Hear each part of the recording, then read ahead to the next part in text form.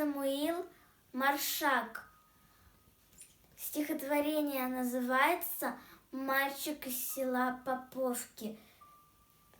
Среди сугробов и воронок в селе, разрушенном дотла, стоит, зажмурившись, ребенок, последний гражданин села.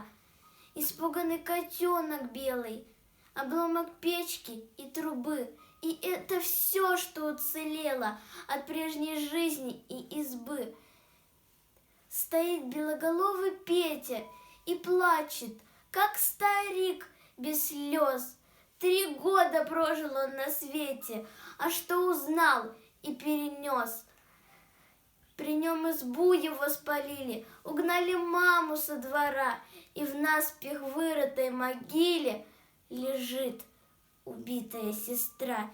Не выпускай, боец, винтовки, пока не отомстишь врагу за кровь, пролитую в Поповке, и за ребенка на снегу.